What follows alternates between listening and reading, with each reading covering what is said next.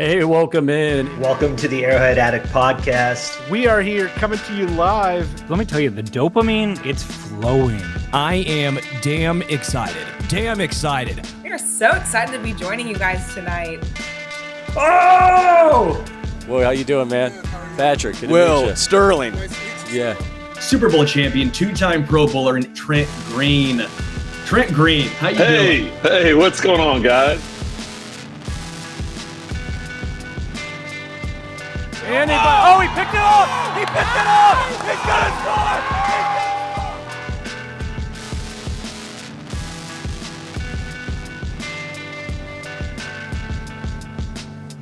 And we'll see you next week. But until then, as always, go Chiefs. Hello, everybody, and welcome to the Kingdom's Queens podcast. We are off of a bit of a tough Chiefs loss from week 1 in Brazil. Not the result any of us were hoping for, unfortunately, especially off of such a brutal Super Bowl loss. Just unfortunate way to open the season, but I do hope that the boys are going to bounce back better than ever. They seem more determined and focused this week. I think it was kind of a wake-up call, so let's just cross our fingers and hope that that's the case. I am your host, Lexi. Hey y'all, what's up? I am Jodi. It is so good to be with y'all for a second day. So yesterday, if you guys tapped into Kingdom Queens, we talked a ton about Spitgate with Jalen Carter, and we talked a ton about the Slapgate. I guess we have two gates right now. Two gates. Spitgate and Slapgate. So we talked a lot about that yesterday. So we'll just kind of briefly talk about it today because we don't want to dive too much into it because we had a whole lot to say yesterday. So if you missed it, go to yesterday's show. You went on a rant. Commercial as hell. But so I guess the first things first is Jalen Carter spit on Dak Prescott. He didn't get suspended. They said he technically served a suspension already because he was ejected, which I just want to be very clear is not the same thing as suspension. And because he was ejected, they just kept his game check, which was 57,000, blah, blah, blah. Who cares? So because of that, he is able to play this week at Arrowhead in week 2. So, I mean, if you look at socials, everybody's divided. I love drama and controversy and starting chaos. So I was like, oh, well, if that's time spent, then maybe Rashid has time spent because he was injured last season. Now, I know how the rules of the NFL go, but the NFL very much changes the rules every other week. So I don't think my agenda is that bad of an agenda, being honest. But hey, why not start some shit? To the rest of the NFL fans, it's a crazy agenda that you're pushing, right? But to us, it makes sense. Like, I get the logic there. Like, it is what it is. Apparently, no one has been suspended for spitting on someone before. I'm not sure how often this occurs. I don't really recall it. I was listening to part of New Heights today, and Travis reminded us how he was ejected for throwing a towel at a ref. Oh, I was at that game, and it was hilarious. But hilarious. You know. He also did other things, but you know. Yeah, he did. Wrap it up with through the towel. Okay. Through the towel. So, and if you know, you know what else he did. But regardless, the NFL continues to have zero consistency in any of their punishments that they lash out to anyone or hand out to anyone. None of it makes sense. You're never going to find consistency in what they do. So you just kind of got to roll with it season to season, game to game. It's up to the NFLPA, and then Roger Goodell has the final say pretty much. And what he says goes. And he says, well, we have a Super Bowl rematch, and Jalen Carter isn't going to miss that. So I sent Roger Goodell a strongly worded tweet yesterday. Usually it's a letter, but it was a tweet. And just more so about how he's just so good at his job. And he should definitely continue to be the NFL commissioner because he's just so freaking good at what he does. I think he just got an extension. So yeah. we're Like, kind of we're stuck with him. Yeah, we're stuck with him. So yeah, we'll see Jalen Carter this week at Arrowhead. Pull up. It is what it is. Now the Tierra Tart situation, who crazy enough. Wait, I wanted to add to that super quick. This Phantom 1090 said in the comments, I'm fine with the decision. I want the Chiefs to play all teams at full strength. I said the same thing yesterday. This was my take yesterday, is that if the Chiefs win, if we pull out a win on this, I will be glad that they can't say that Jalen Carter wasn't in the game. So that's my only take from that. But I think and this is a Jodi take. Okay. I think it is so much cap when people say, I want to play a team at the full strength. Why the hell would you ever want to play a team at their full strength? If I could get an easy win off of you, that's your fault. That is not my fault. If you want to be suspended, or if I'll never forget the game Lamar Jackson ran off the field because he had the bubble guts. If you want to have whatever issues you want to have that make you not anything that is going to give my team an easy advantage to win, sign me up. Because why would I want my dudes to have to? First of all, every team already plays us like we're the Super Bowl, and it's been like that for ages. Always. So it ain't like they going out here and playing the Miami Dolphins. You know what I'm saying? They're playing us. So everybody is going to hit their hardest. They're going to dial up the best schemes they've ever had. They're always going to give us hell every single week. Right. And it's been like this now for 5 years in a row. If my dudes can get an easy day off, hey, you know what? They deserve that easy day off. So I don't care about that full strength stuff, because the playoffs are what matters anyway. And if we could take the easy road to get there, sign me up. What else do we have to prove to people? I think we've proved enough to the world. I get that. I get it. I'm just fine with it being like the no excuses thing, but I want to say how all the teams a ref call that they're gonna say they gave the game to Chiefs because of the refs. Oh yeah, every time. If we win, it's only because of the refs. If we lose, it's totally fair. Totally fair. It's never because they went out there and played a great game. Ever. No, never. So there's always an excuse. I wanted to ask, did you see, speaking of it being every team's Super Bowl, did you see the Chargers post and what Jim Harbaugh said to his team? No. They made an entire post, called it a canon event, and said, oh, that's so Jim Harbaugh said, it's monumental. September 5th will go down in Chargers lore, Chargers history, in my opinion. It was a big win.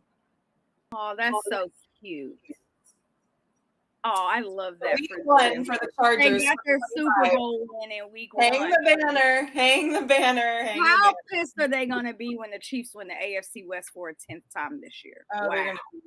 They'll always have Brazil, Jodi. They'll always have Brazil. Let me go bookmark that tweet today and pull it back out in 20 weeks. Because it's in my bookmarks now. So embarrassing. So no, give us the easiest route all the time. So while we're talking about the lightning bolts, Tierra Tart slapped Travis Kelce. The NFL did nothing about it. They said because it's an open hand slap, it's okay. It's all right. But if it was a closed hand slap, that's punishable. Whatever the hell. Okay. Whatever. This goes back to y'all literally make rules up every single week as something happens. Imagine if Travis Kelce slapped somebody. Imagine if Chris Jones, Patrick Mahomes, Trent McDuffie. Oh my God. Imagine if one of those dudes literally slapped somebody. Like, not just like a cute little, like a literally your head go back, your neck tilt, your helmet hit you in the head. Imagine if a Chiefs player did that. So I know that you guys literally, I mean, there were hundreds of posts going around pissed off at Patrick Mahomes that he trucked that linebacker or safety or whatever it was, that defensive back. I love when he does that. Out of bounds. I mean, there were so many posts going around saying that's so bad for the game, and they were getting like 50,000 likes on these posts. And I'm like, the funny part is does that it's only a problem if he does it. He does it all the time, and it's my favorite thing in the whole world because Josh Allen also did that this week. They all say anything about that? Like 5 different quarterbacks that did that this week. Josh Allen specifically did it this week. Yeah. I seen him do it when he was running a touchdown in. So, like, what are we doing here, y'all? But no, it's okay. Like, if it's an open hand slap, I said this yesterday. That's fine. Slap somebody every single week, and make sure you do it open hand because it's only going to be a 15-yard penalty. Yeah. So if you're already in a third down situation and you don't think you're going to convert, go ahead and slap somebody and tackle on that extra 15 yards because at this point, why does it matter? It literally doesn't matter. And it's so funny because yesterday we debated on, imagine if somebody slapped Josh Allen. What would happen? There would be a rule change. There would be a rule change next season. There would be a rule change next year. He would be suspended next week. He would have a fine. Could you imagine? I can't even imagine what would happen if Josh Allen was the one who got slapped. So, you know what? It's fine. We get it. People have Chiefs fatigue, and that's okay. They do. You can have Chiefs fatigue. They do. Get it. You can continue to say that everything is always for the Chiefs way. And, you know, people are mad because we lost in the Super Bowl and we lost week 1. But guess what, guys? Still a dynasty. So, sorry, that may hurt your feelings, but it don't just erase because you take all of the talking heads that want to say, oh, if the Chiefs lose week 2, then that just cancels their aura. They have no more aura. The dynasty's over. Like, when has losing week 2 ever like never the dynasty? Now, Sorry, it wasn't. Before we get into the next topic, I actually want to ask you a question about. So last night I'm like trying to catch up on all my podcasts just because the days are crazy. So like it's like 11 p.m. I'm listening to one of my favorite Kansas City podcasts after ours, of course. And the question was raised. It said, okay, what if the Chiefs lose week 1, the Chiefs lose week 2? The bye is what week? The bye is week 10. Okay. So what if we go 4-5 before the bye?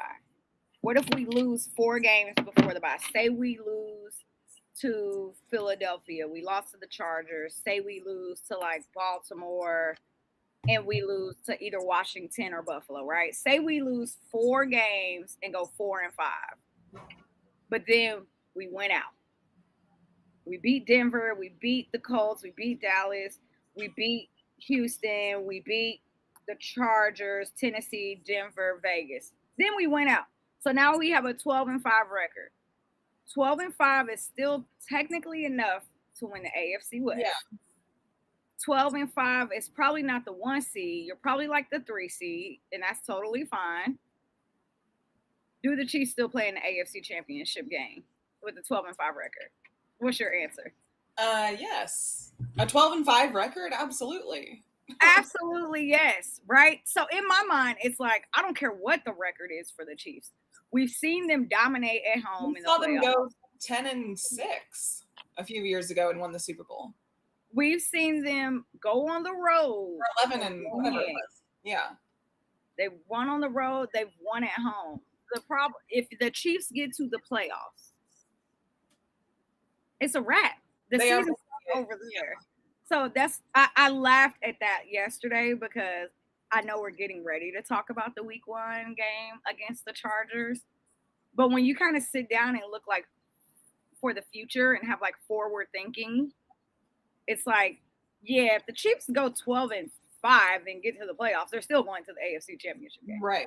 Like, yeah. I would have no reason to think otherwise at all. Literally, like, and then this is how they like wrapped up the story, which was like poetry. Uh-huh. The AFC Championship game in Buffalo, their very last game in Highmark Stadium. To go to the Super Bowl, who wins this game? It's like, of course the Chiefs go in there and beat them. What do you mean? That's your last memory of being in your stadium? So right. I just want to say that this conversation was had on September 10th at 7:23 p.m. Because I have no reason to think different. Exactly. Zero reason. Exactly. So with all of that being said, Chiefs fans, these next 10 weeks of football may be a roller coaster. They may be up and down. We may lose another 1 or 2 games, and that's okay. We probably will lose 2 games. I'd be fine losing 3 and winning 6 going into the bye week. That'd be fine. I have us going 13-4 this season. Yeah. And I said that before I even saw the schedule. So it's okay for this team to lose some games. And it's a very high possibility with Xavier Worthy's injury, Rashee Rice's suspension, and the defense still trying to figure out what's happening, right? So it's okay if we lose another couple of games. And I think that's kind of what Chiefs fans need to just remember today now that we're coming out of a week 1 loss. So about that week 1 loss, travel to Brazil. Ugh. You know, I look back and I'm like, so glad I didn't go to Brazil. God, yeah, you so were glad I didn't go. If you had gone, like that would be the amount of money I would have freaking spent when I got there. Oh, God bless America. God be looking out for me. I'm one of his favorites. So remember that when you're trying to talk crazy to me on Twitter. I am one of his favorites. Went to Brazil. The boys got on the plane, headed out to leave, about a 2.5-hour delay. Did not leave on time. About a 10 to 12-hour flight to Brazil. Then once they got there, they went through customs, which took about another 2-ish hours. Then they got on their charter buses and went to their hotel, which was another 2-hour drive. So what should have been about like a 14-hour day, 13, 14-hour day turned into like an 18-hour day. Yeah, now, a lot of people are trying to say that the Chiefs had fatigue and maybe I couldn't even say jet lag because the time zone wasn't really off. But maybe that is what caused for some of the no urgency, the looking deflated, no energy. Maybe that's what caused. That's what I think a little bit. And like they're never, the Chiefs are never going to admit that. Like they're never going to say like, oh yeah, that's what impacted us because that's weak. And they're never going to say that. But I think that made a little bit of a difference. I think, like I said, the Chargers started their training camp like a week or 2 sooner than every other team in the NFL. So on top of that, then they also get to Brazil a day earlier. Like they were locked in, they were ready. And I was thinking about that the entire way through training camp. I was like, these guys started a week sooner than everyone else, which does make a difference. And then not only that, they got to Brazil a day sooner. So they had an extra rest is everything for your body in this game. Like for football and recovery and everything, rest is everything. And if you're not getting proper rest and you're on a really, really long, gruesome flight to another country, like it's just, I just think it was bad. They just weren't prepared the right way. And I wish you could take that back, but you can't. Take it back, like my shirt says. Take it back, but you can't. So you just got to learn from that, and hopefully, because now we're freaking going to go to Ireland next year, I guess. Yeah, not a fan of that. And that's a different conversation for a different week. Yeah, I don't have energy for that conversation, but not so. Now, I will say the Chargers started training camp early, yes. That's normally the Chiefs stuff. The Chiefs normally always start camp early. What we spoke about in the offseason was maybe Andy Reid really liked what he's seen out of the guys at minicamp, OTAs, things of that nature, Pack Camp down in Texas, right? Maybe he really liked what he's seen and was like, we don't need to start early. A lot of these guys have been here for years and years. So I get it. So when I saw we started late, I was like, okay, I get it. You got a team of veterans who kind of know what they're doing. The rookie camp clearly went good to where you're not making them go out to St. Joe early. So, okay. And to be acknowledged, they play the last 3 years they've been in the Super Bowl. So their season is going an extra 3-4 weeks longer than most teams. Oh, yeah. They've played like an entire season longer than most people. The Chargers who don't make it through the wild card round ever, Good luck, babe. So, talking about this game, I say today we start defense. Yesterday we started offense. Today we start with the defense, right? I think, and I'm sure today is what day of the week? Wednesday. All you Chiefs fans, I know that y'all have been listening to all these other podcasts. Y'all have been, don't listen to ESPN. but I know that y'all have been watching all these other podcasts and just kind of hearing everybody kind of beat the same dead horse. The defense was flat. Yeah. They looked like they didn't know what they were doing. The front four looked awful. The secondary was terrible. Didn't know what was going on with the safeties. Chris Jones, George Karlaftis, Charles Omenihu, did y'all even go to Brazil? Like, there's so many things that you could say about the Chiefs defense that was just god awful bad. Oh, yeah. From guys who have been on this team. So it'd be different if they were like rookies. Ashton Gelati looked pretty good. And he's a rookie. You know what I mean? So when you look at the defense, like, what are your just like quick thoughts about what do you take away from that? Because the defense was god awful. And I don't know if there's like a nicer way to say that. No, there's not. They were awful. They looked like they were asleep. They looked discombobulated. They looked unprepared. We were out there playing in safety. Literally, I was out there on D-line. I was out there. You saw me. I couldn't get a sack. But Nick Bolton spoke today, and he said he was disappointed in their lack of adjustment at halftime. So I don't know how you don't adjust at halftime when you see what they're – I think they went into the game thinking it was going to be a run-heavy game because that was the talk. All offseason was the Chargers were going to be run-heavy. They got some Najee Harris, who I think Najee Harris probably wasn't at full strength, but whatever. I mean, he has like an eye and a half. Right. But that was the whole narrative all offseason was they're going to be a run-heavy team. So I think that's just what they prepared for. And then I think Harbaugh was like, let's throw him off and put the ball in Herbert's hand. And he executed very well. He did well last season. He didn't have many turnovers. He had, I think, 3 turnovers total last season until the wild card round. And then he had 4 interceptions. Yeah, that was really cool. I think he was on a mission to prove that he can be clutch. Took advantage of our mistakes. We weren't locked in. And, Chris Jones had a mistake at the end where it was like 3rd and 14. And he went to the inside. He was supposed to go to the outside to prevent the big run like that from Justin. The rest of the D-line still wasn't getting any pressure, so that didn't matter. And then Chris went to the inside. Justin went around to the outside and got the run, got the down, sealed the game. Whereas if Chris would have made his assignment, Patrick could have had the hero chance to close out the game and maybe try to score there or tie it up or whatever he could have done. So yeah, because we were at the 2-minute warning at that time, so there was more than enough time to pat the ball back.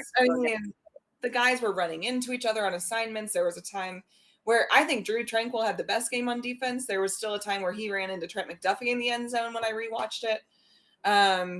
Just missed assignments and getting killed by Keenan Allen and just it was really bad. There's a lot of guys on this defensive line who make a lot of money, and George Karlaftis and Chris Jones, who are really supposed to be like the leaders of the defense. You could say Trent McDuffie is the leader of the secondary, but for me, now that I've like had a podcast yesterday and thought about it a little bit more today, where the heck were the leaders at? Like, not only was the energy super flat, but none of them dudes were literally motivating and encouraging and how do you what to do. And a player like Chris Jones, who's making a whole lot of money, and a player like George Karlaftis, who's making a whole lot of money, and a dude like Charles Omenihu, who keeps saying that he wants a longer contract, he's playing on this 1-year deal. They didn't do a daggum thing, and I don't understand that. And so I think also what's frustrating for me is hearing Nick Bolton say that they didn't make any adjustments at halftime. So who are you talking about specifically? Are you saying Spags didn't make deep adjustments? Or he did make adjustments and y'all didn't understand them? And that also cannot make sense because these guys have been on this team for long enough to understand how each other work. Spags is dialing up. So I feel like what had to be the coaching a little bit that wasn't making many adjustments, which is crazy because I don't know how you learn the Super Bowl to make adjustments. But this Nick front four was bad. He's never going to call anyone out either. He's never going to say, none of them are. That's not a good leader either. So also at the same time though, y'all, last year we struggled with pressure from the front four.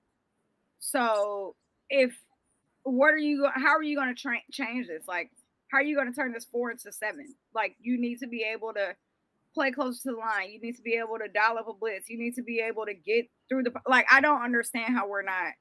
And I get that they're depending on that front 4 because our secondary does need assistance. I fully understand that. But at the same time, if you're not getting any better at all, then why does it even matter? We don't have the Eagles front 4 from the Super Bowl where all they had to do was rush 4 and they could get pressure on Mahomes every single time. But that's all we do.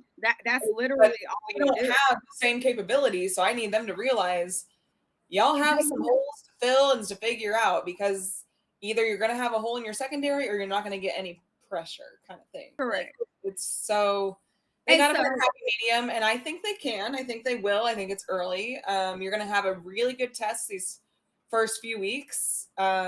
Really, most of your schedule is a good test, to be honest. I wish our schedule was as easy as the Bills, honestly. Oh my God, their schedule is a joke and a half. Yeah, we could go out there and win games with the Bills schedule. But I will say, we kind of mentioned this a little bit earlier, but last week, Mike Edwards was not elevated off the practice squad, and I definitely think that his presence needs to be felt this week. I think he needs to be elevated.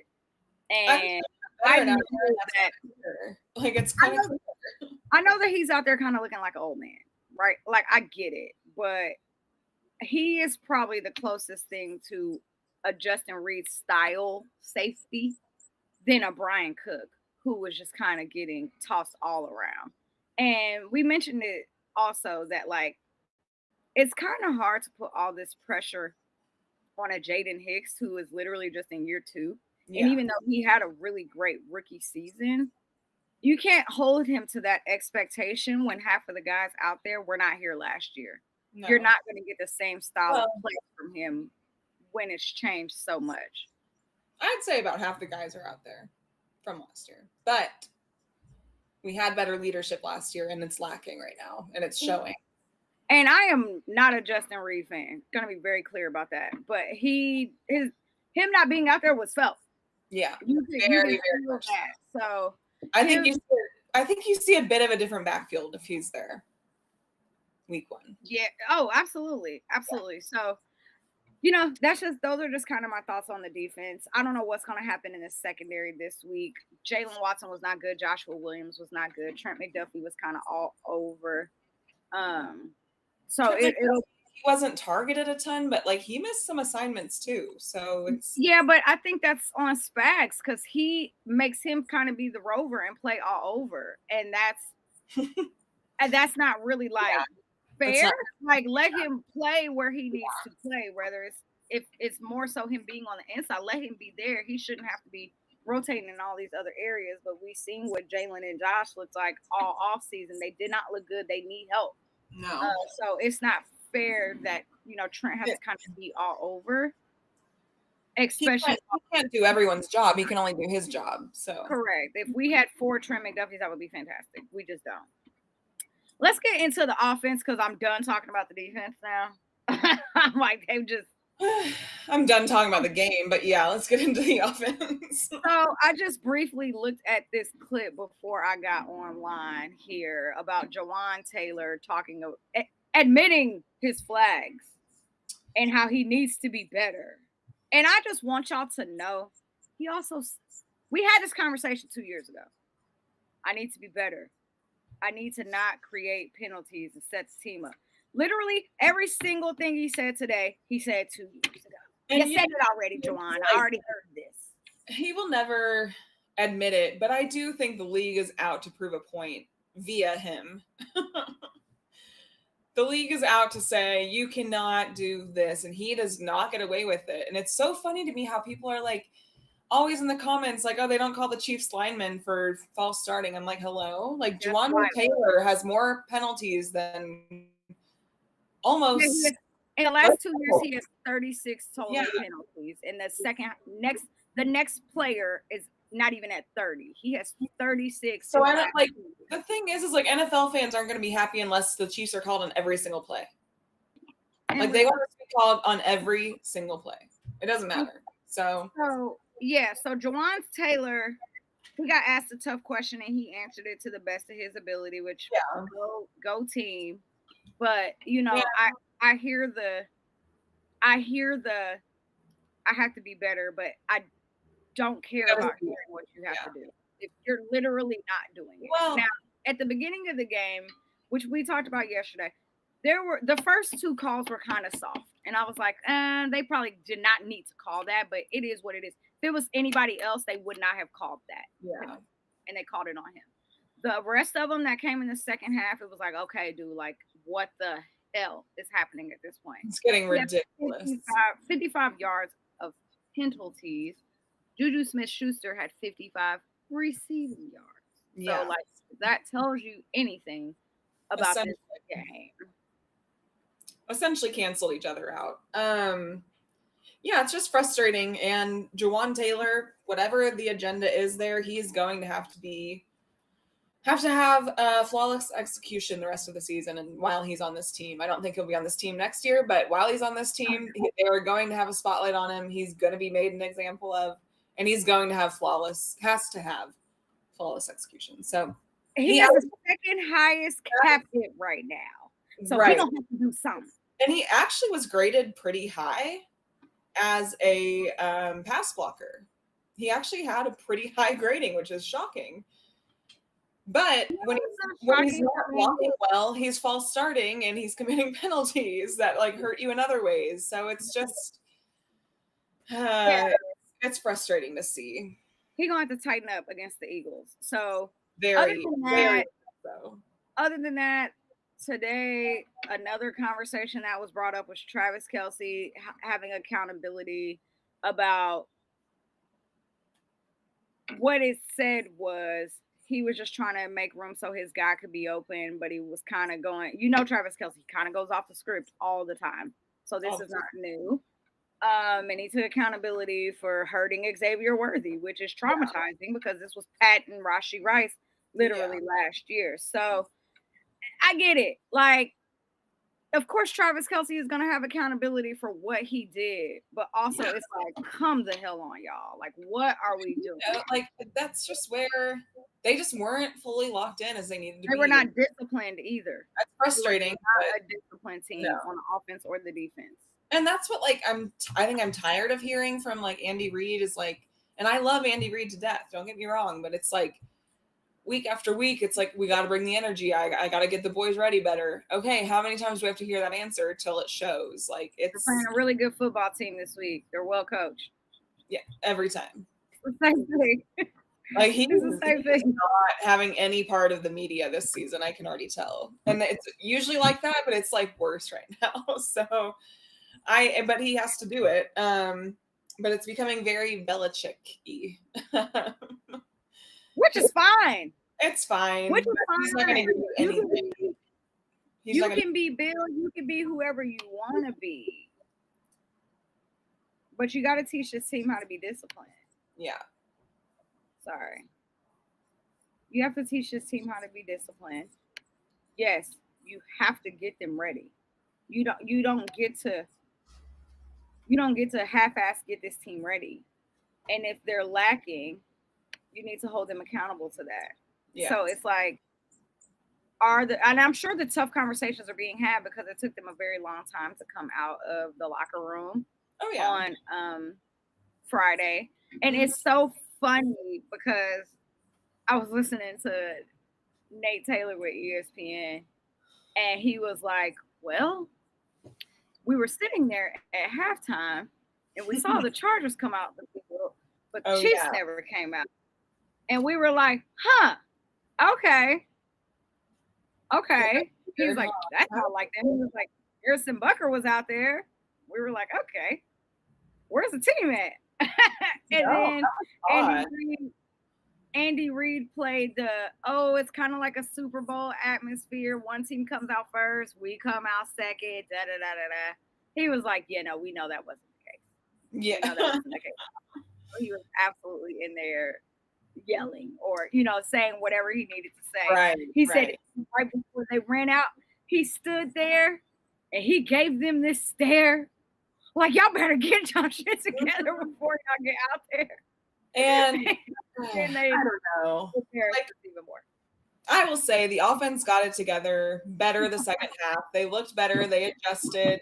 Travis said today on his podcast, he said he was just like distraught by what he did to Xavier Worthy, felt terrible, really wasn't like focused because he felt so bad that first half. And then once he saw X at the halftime, he said he was in way better spirits than he would have thought. Injury wasn't quite as bad as we think, which is such a plus. Andy Reid did say that today. He doesn't, or there won't be a surgery on Isaiah. God, I can't even get people's names on Xavier Worthy's shoulder, and he won't be on IR. He is just rehabbing until we can get him back. So I think there's a good chance we see him in the next few weeks, which is very exciting. But yeah, I think the guys were just a little, like, I love this word this week, but discombobulated in the first half. And I think they're going to figure it out. They figured it out in the second half. Mahomes still had to make some of his magic happen, but I think when we get a full game plan with these guys, knock on every single piece of wood that not an injury happens on the first drive once again. But aside from that, as long as our game plan can just go as it's supposed to go, I think I'll be fine. I'm not worried about our offense. Yeah, absolutely. Patrick Mahomes is like that. He definitely had an over my dead body game. Juju Smith-Schuster's great. If his defense could have gotten him the ball at the end, we probably could have won. Juju's fantastic. The run game, I don't even feel like having the debate today, but only 11 carries total. Unbelievable. Only 11 carries total when your running backs were averaging between 4.5 and 5 yards carry. Oh, do we want to see a fun stat from today? Oh, what? The Chiefs were the only team in the NFL to not have a run end up in negative yards or 0 yards. Like, every run attempt they had ended up with positive yardage. We're the only team in the NFL to end up with positive yardage on every run. And then we went away from it. Why did we do it? Why did we do it? You're not surprised. Like, you're not surprised. So yeah, that's very annoying. So, and I did not listen, but I did hear somebody ask Andy Reid about like the running game today, or Patrick or somebody. He did not even want to answer. Oh my God. Yeah. And that's on Andy Reid. So like, he literally at first was like, he's like, no comment. He's like, actually, we need to start better. That's it. Like, so Andy Reid is the best coach in the NFL, but in the last 2 years, he has been very hesitant to adjusting, and he's also been incredibly hesitant to running the ball. And I don't know what it is about going down 10 or going down 7 that makes him scared to run the GD ball. But when you have Isaiah Pacheco and Kareem Hunt, first of all, people are debating that, oh, well, we just really don't have a good backfield. Like, it's just not good. It's just not good. Well, you don't know that. You can't say that it's not good if we don't run the ball. Off 11 runs. You literally can't say that we don't have a good backfield if we don't run the ball. No. Now, granted, yes, Isaiah Pacheco has often struggled with vision. I get it. But how do you practice to be better at it if you don't get the ball? Right. We know Kareem Hunt can get the third down. We know there's so many things that frustrate me about this game, but we know that Kareem Hunt can get the third down. We know that he can go in and get the touchdown. Even when we were at 4th and 2 at the goal line and going for, I'm sorry, not 4th and 2, when we were going for the 2-point conversion, right. 2 things made me mad. 1, why did we not run the ball with Kareem Hunt there? 2, why was Travis Kelce not on the field being a distraction? That was just terrible play calling. So, like, I don't know what the heck is going on. I don't know if we're getting in our own head and getting in our own way, but like, there's so many things that could have just easily been better or fixed this game, and we chose to divert from that, and that's incredibly frustrating. Yeah. No, I genuinely think they get in their own heads. I think Worthy messed them up. They're not going to ever admit that, but I do think it messed them up. And losing your game plan. I mean, the game plan changed immediately, right? Like, right. You lose your receiver. Practice throughout the week. Everything you practiced throughout the week went to crap. So. All season, the moment they realized Rashee Rice was going to be suspended for those 6 games, your game plan can't change completely. So yeah. Patrick Mahomes is great. Anyway, let's talk about great. he missed Taekwon, I think, twice on it, but he did get him eventually. And then he kind of locked in from there. So I think but again, I think if it was Worthy in the game, he would have had that deep ball a few times in the first half. Because I think some of those plays were meant to go to him and not him. Yeah. No. Right? Like you could tell they were kind of like, I know that this is what we drew up for him, but maybe Patrick's had an extra year of practice with nailing that timing down with Worthy, and you're not getting that with Taekwon yet because they just haven't had it yet, and that's fine. They can probably get there, but So we got the Eagles this week at Arrowhead at 3:25. The gates open at 11 a.m. allegedly. They're definitely going to probably open at 10 a.m. Don't let them tell y'all different. I'm like, they definitely probably going to open at 10 a.m. It is going to be hot. In Kansas City, it is supposed to be 90 degrees. Woo. Oh, it's going to be so hot, y'all. So hydrate. So this game will be very interesting, to say the least, because not only did this Chiefs team lose in the Super Bowl to them, but they also are now coming off of a Week 1 loss. The question was asked to Patrick Mahomes today. What is more, the question was asked to Patrick Mahomes, like, how do you feel going into this week? Do you still have like all the basically like anger, frustration from the Super Bowl? And he was like, no, not really. My mindset is we can't really go down 0-2. And I'm like, you're right. You cannot go 0-2 to start the season. It doesn't even matter who it is at this point. You just can't go down 0-2. Correct. And then he was like, you got to respect the Eagles, especially their defense and what they've done and who they've been. He was like, so we're just going to have to really have a great game plan and be able to go out and execute, which absolutely. Like, absolutely right. That's the correct answer. So when you think about this game, give me your keys. Give me 3 keys to winning on the offense, and then we can talk about 3 keys to winning on the defense. Offense, I mean, I think we've already said it, but you cannot stray away from your run game. You have to stick to it. I mean, if it's really not working by like the end of the third quarter, then sure. Go back to passing. Whatever. That Eagles freaking give it till at least the end of the third quarter for that to try to work.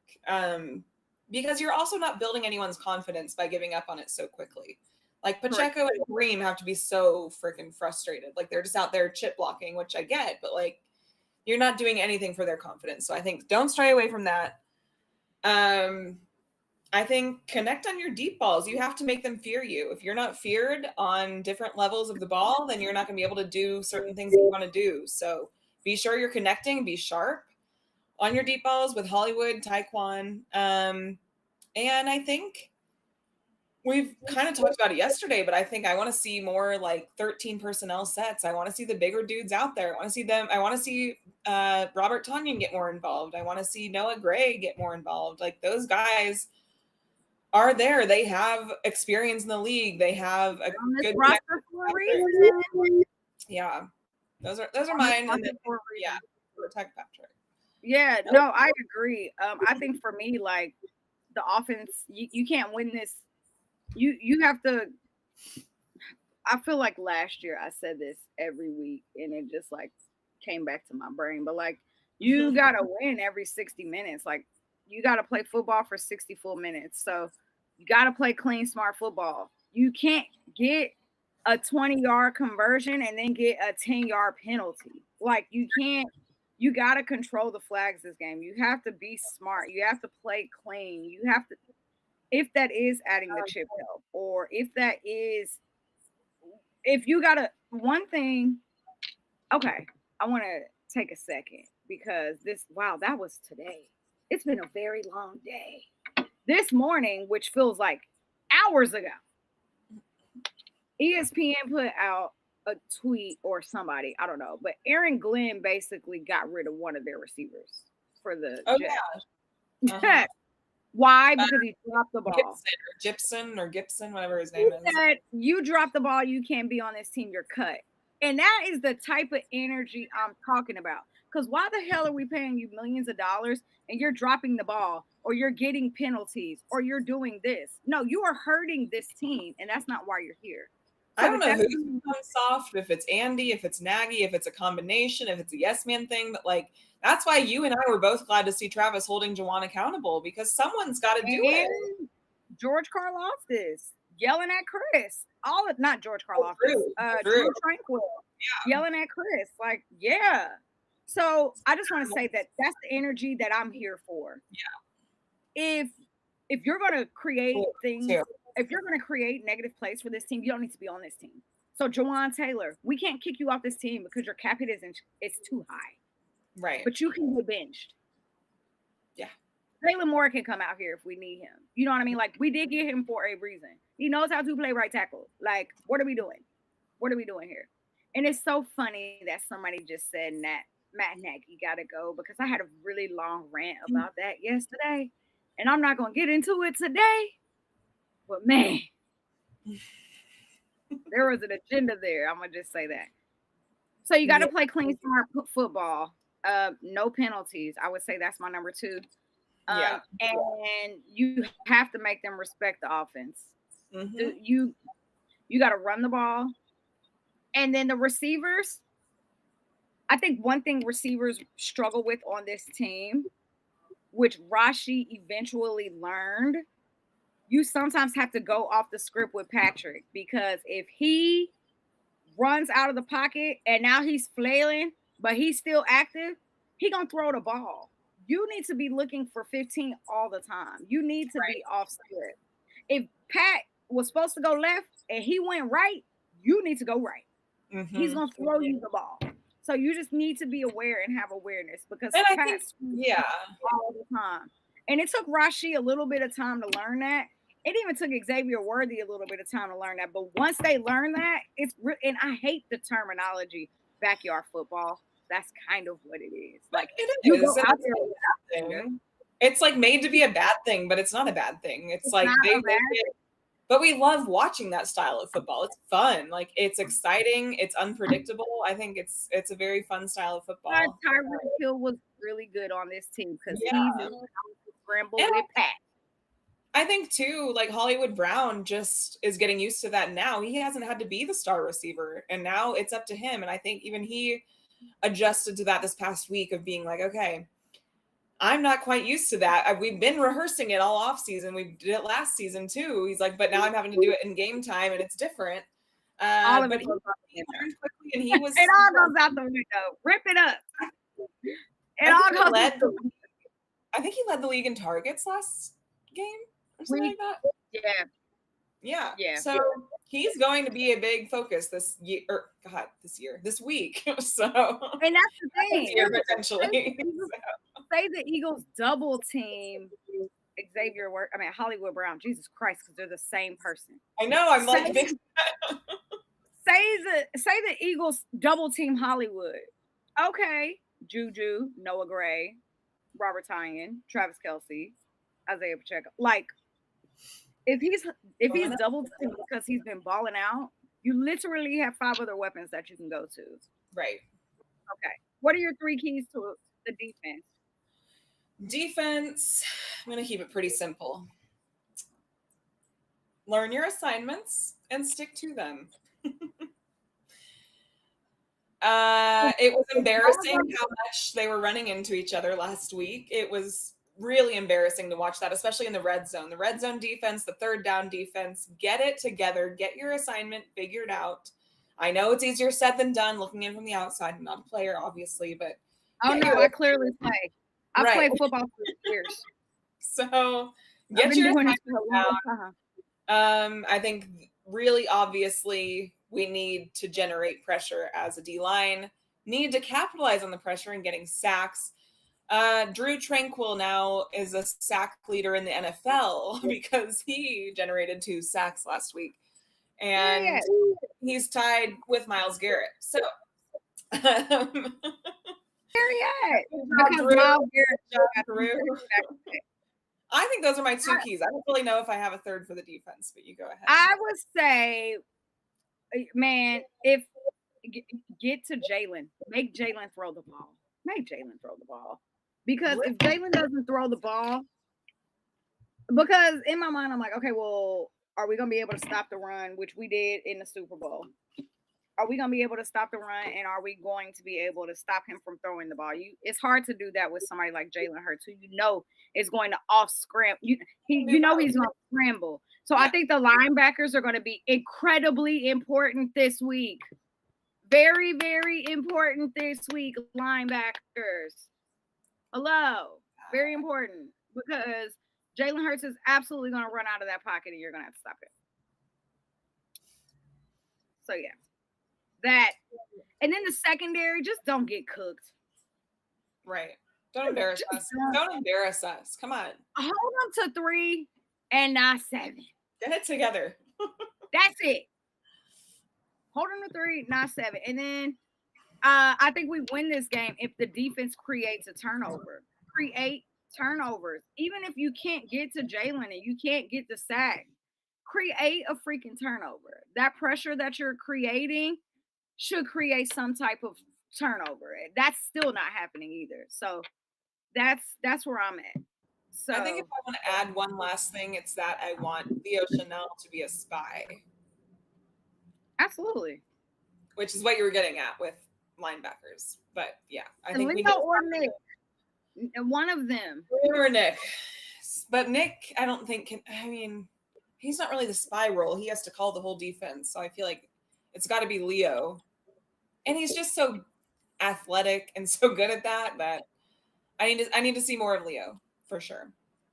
And one thing I wanted to add on that I didn't touch on yesterday is I want to see more Ashton Gelati, our freaking rookie. This man was moving. He is a speedy demon off the line. He is like quick, cuts right through you. He only played like 7 to 9 snaps this past week. And I think he got a little bit up, but this man quickly understood our defense and was out there making a difference and almost caused a safety on Justin Herbert. So now I will say the Chargers O-line is not the Eagles O-line.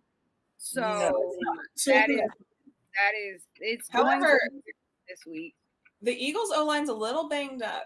Now, granted, the Chargers was too, and we didn't take advantage of that. Yeah, so I don't have a lot of hope, but the Eagles O-line is anyway. So yeah, let's kind of really quickly get into just a couple of games on the NFL slate this week that are pretty interesting to look for. Good ones. I'm only going to name like maybe 4 or 5, but I am excited for Thursday night football. I think Thursday night football is going to be such a great game. Commanders, Packers. I have the Packers winning their division this season, and that was before the Micah Parsons trade, and then before what they looked like on Sunday. I was like, oh, yeah, to this team, because they look great. Commanders, Packers. Who do you think wins that game? I gotta go Packers. I think Commanders looked good week 1, but I don't think they looked great. Packers I think really solid right off the bat. I think it's a home game for them. I think they're gonna win. Another home game. That's 2 home games for them. Mm-hmm. I agree. I think the Packers win this week. I think another great game, Steelers, Seahawks at Steelers should be interesting because the Steelers look pretty okay too. Steelers look pretty okay against the Jets this past week. So I think they are making their statement of who they want to be in this AFC. So I have the Steelers winning this week. Yeah, I think they probably will. I think the Seahawks have a better defense than the Jets, but it's going to be a fun matchup, I think. I think it's an underrated game. I'll go Steelers, too, because I think it's at home. And it's at home. Them terrible towers will be failing. Yeah. They just went and got a big win in New York, New Jersey. Yeah, they're going to turn up. Mm-hmm. Bills at Jets. The Jets looked really good. They really did. Their offense looked really good. I really like Aaron Glenn as a head coach. I love Aaron Glenn. Mm-hmm. I might place a freaking something for him to be coach of the year. I like that. Coach of the year because he is wheeling and dealing. He's awesome. And I could be real messy here. I could be real messy. It's at Jets, right? It's at Jets, and the Bills' defense was not that great at home. They let 40 points get hung on their head, even though they won by 41. I'm going to take the Bills just because I feel like Josh Allen will pull out some bullshit at the end. Absolutely. Every time. The refs are going to throw a flag on Justin Fields for something. Or special teams or some dumb crap. You know, maybe this is. I know that the Bills of the week. This could be the upset. It's at noon, so maybe not. But man, no, it doesn't have the feel, but maybe. I think it'll be a good game. I can hype myself up to making it the upset by Saturday. Right. Browns at Ravens. Now I don't know if you saw Jerry Jeudy. Oh yeah. Standing naked at the podium. And they asked him, oh God, what was the question? Shoot, they asked him, are there any concerns with right? Are there any challenges facing the Ravens secondary? His answer, no challenges.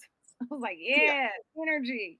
Mm-hmm. And if anybody is gonna give that team a headache, it's the Browns. I'm a Browns fan this week. I can see I'm a Browns fan every week, honestly. Honestly, for sure. I can see could you imagine if the Ravens and the Chiefs started off 0-2? I mean, I don't care about the Ravens. Can you imagine? Because I could see the Ravens losing. The Ravens, though, last season opened their season to us and lost. Then they played the Raiders the next week at home and lost to the Raiders. So it would not surprise me if the Browns go out and figure out a way to win. Man. These two teams know each other well. They're going to make it a game. But they'll make it a game. They are in Baltimore, though. Yeah. So were the Raiders. So were the Raiders last year. So were the Raiders. Oh. You know? It could happen. Crazier things have happened. I'm actually listen, the Browns should be pissed that they didn't win last week because they should have. Absolutely, they should have. Their kicker missed them 2 field goals. If they had 6 points, they would have beat the Bengals. They fired him too. With Jamar Chase and Joe Burrow and T. Higgins. Jamar Chase did absolutely nothing for my fantasy, So listen, crazier things happened. This next game, I'm actually kind of the next two I'm kind of interested in. Bears at Lions. Yeah, I don't know. Lions did not look good. I was like, okay. There is a lot of animosity because the Lions lost Ben Johnson, their all-star offensive coordinator, to the Bears as their head coach. And they're back in Detroit. Yeah. The Bears are going to Detroit. I think the Lions are going to win. I think the Lions are going to get their get back. I think they're going to be fiery, spicy up against Ben Johnson. I think Ben Johnson has given them enough bulletin board material all offseason for them to be pissed off. And I think the Lions are going to go out at home, figure it out, and get the win. I don't trust the Bears right now. They did not. Neither did the Bears. Neither did the Bears. I mean, but the Bears kind of started figuring it out a little bit in the second half. And well, no, they figured it out in the first half and in the second half. They figured it out the first quarter and then fell apart. After that, it was like, eh. The Lions will win because they will be at home. Yeah. Home field advantage for them is a big thing. So I think that's, yeah. It is. It's like coming to Arrowhead. It's a get right game for them, for sure. Broncos at Colts. Who would have thunk? Who would have thunk? What you gonna do, Danny Dimes? Now, I'm taking the Colts.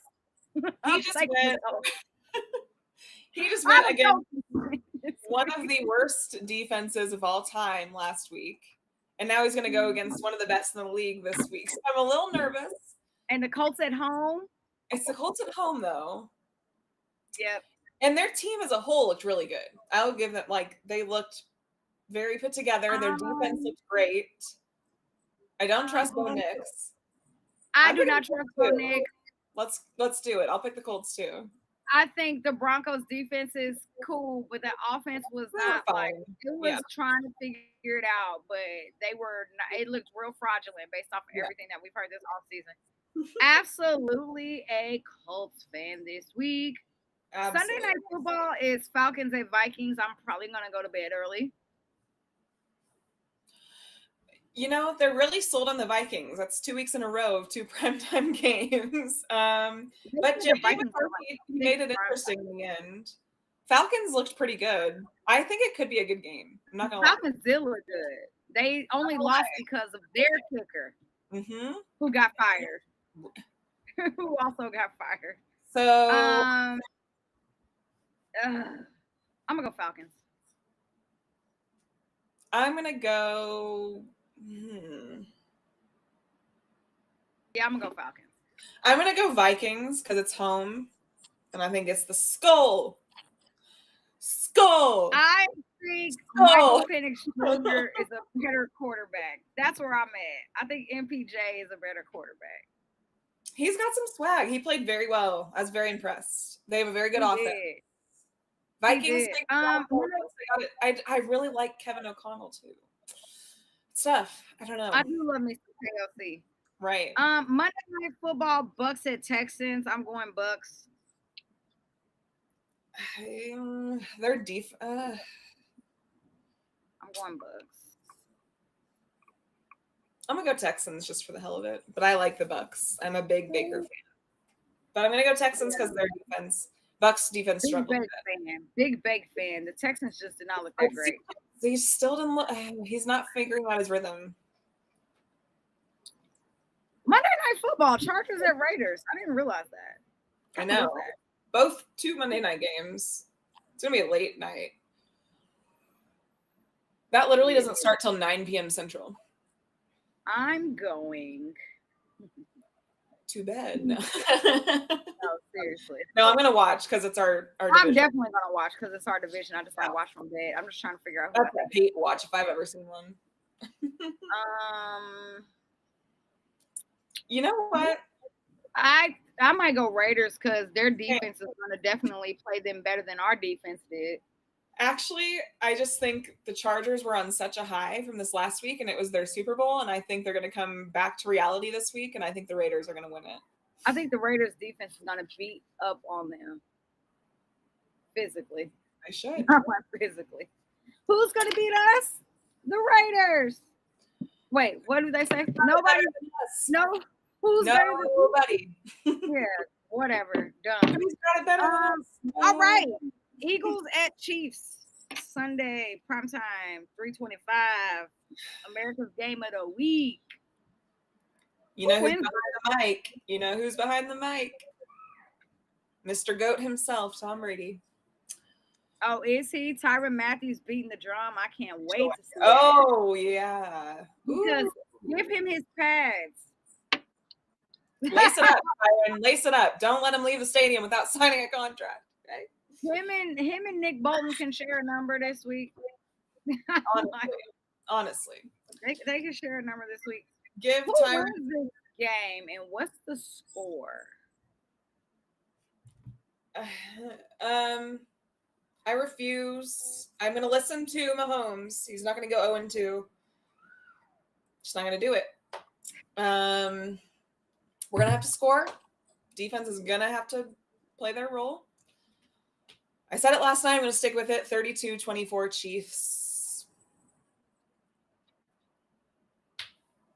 32-24. 32 for Tyrann. 32 for Tyrann. I didn't even notice I did that. 32 for Tyrann. I don't think we're going to score 30 points in this game, but it's taking a lot for me to pick the Chiefs this week. I know. It's taking a lot for me to pick. Put out the good. We need the good. Because I'm going to be positive. I'm going to be positive. It's taking a lot for me to pick the Chiefs this week. I don't remember what my score prediction was yesterday, but I think I'm around 27, 24, 28, 20. Yeah, 27, 24, 30, 28. It'll probably be like 21-20, you know, but Whatever. But I think they're gonna score. So I know. we have We have to put up score. points. Exactly. You know, Jalen Hurts is gonna score. Saquon's gonna score, and then probably one of them will score again. So that's 21. AJ Brown will probably score because they just decided not to give him the ball last week. So this week they're going to because Yeah, it's definitely not gonna be Smitty. our DBs are Swiss cheese at the moment. So they're going to take it. And Dallas Goddard, isn't he kind of hurt? Yeah, he's hurt. So he was limited practice today or something. So yeah, we gonna win barely. Yeah. And I think the Arrowhead crowd is the reason why we win. What happened? No, exactly. That's exactly why. Because of home field advantage. If we were there, I'd say we're probably if we were in Philly, it's an L, y'all. Like it's an L. So, but I think the Arrowhead crowd, I think, isn't going to let them leave with a loss. I'm gonna be as loud as I can, y'all. I better hear you all the way over here, Jodi. Better hear you all the way over here. Anyway, can't wait to be back with y'all next week. If you have not, depending on what city you're in, if you have not downloaded Underdog Fantasy, make sure you are using promo code Arrowhead Addict. It's right there in the bottom of the corner. Make sure you're using that. If you have not already, please make sure that you retweet this. I was about to say space. Lord. Retweet this tweet. It's crazy. We're tired. It's been a long day. Make sure you retweet this episode. If you are on YouTube, please like it up, like, and give us all the likes, comment, share, do all of the things. Make sure you are tapping in with every single show that is on Arrowhead Addict, baby. We got shows every day of the week. Tomorrow, make sure you check in with the OG Hour on Thursday. Make sure you hang out for the pre, mid, and post game on Sunday. And other than that, your queens, we'll see you next Wednesday. Bye, y'all. Bye. Please.